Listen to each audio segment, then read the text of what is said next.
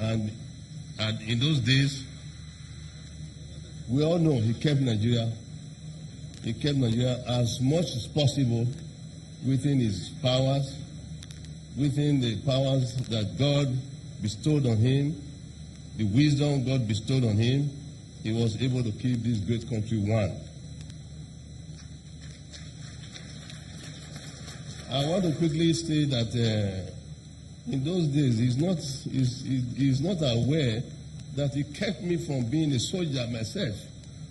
I'll tell you how. I'll tell you how today. When everything was hot during the Civil War in those days, and it was a major, I think it was a major, Ogbemudia at the time, who managed to find his way to Lagos, and eventually a colleague who eventually managed to escape from the then Midwest, Ejo, also eventually escaped. But when Major Ogbemudia, I think he was a major, not a captain, he was already a major. When Major Ogbemudia got to Lagos, we heard about it. We were youngsters. I was in secondary school and all that. And then I was told Major Ogbemudia had just come from Midwest.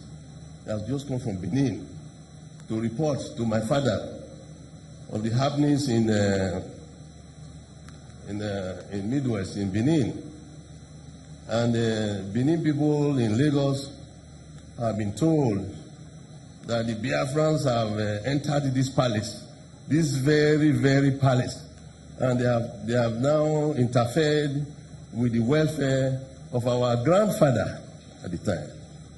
And every Benin man, I will be over here, in Lagos. All Benin men and women, we heard they were enlisting to join the force, to join the army, the federal army, to come back and wipe off these invaders, that these unacceptable invaders. But all that was triggered off because they heard that our revered grandfather welfare was tampered with. That this palace that belongs to the whole Benin, the entire Benin people, the kingdom, the focus, the heart of Benin had been trampled upon. So all the Benin people went to Apapa to go and start enlisting. And I said to myself, is it true? They tampered with my grandfather. So I said, I want to go and enlist myself. I want to go and join the army. So I went to my father. I said, I don't want to go to secondary school anymore. I want to go join the army. I want to go liberate Benin. I want to go and liberate Midwest.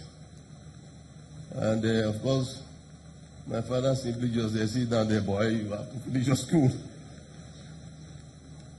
But when I eventually heard that General Gowon, my father went to meet him in Dodan Barracks, accepted the story that Major Ogbemudia came to tell my father in Lagos, accepted the story, accepted to send a battalion or several battalions to go with Ogbemudia, accompanied by Murtala Mohammed, if I recall, at the time, to come back to Midwest and liberate Benin and liberate Midwest and carry on and push the invaders back to the river, to Onitsha. I'm sure His Excellency is surprised that I'm recalling from memory everything. So then I said, okay, I won't join the army anymore. I'll go back to school. So that was how you stopped me from being in the army, joining the army. But perhaps from hindsight, you might wonder today, how come I'm the Oba of Benin with the reigning name of A.Y. II, who was once a warrior himself before. Perhaps he's been in the spirit to have been a warrior anyway.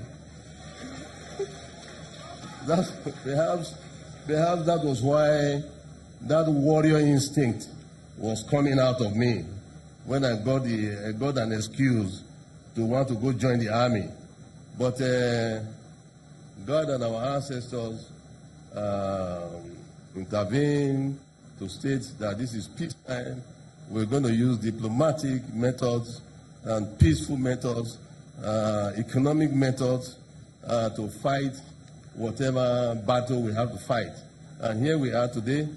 We are trying our best.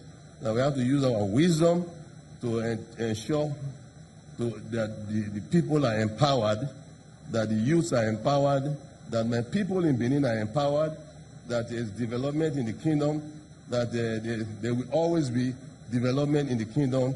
From now on, we will strive to ensure that all aspects, arts and culture,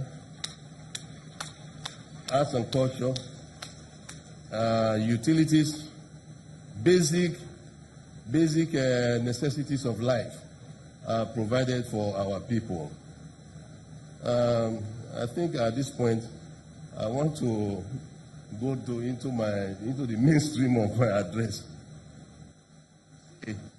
That I am indeed delighted to welcome you to the ancient kingdom of Benin, to welcome everybody, and especially to this great occasion.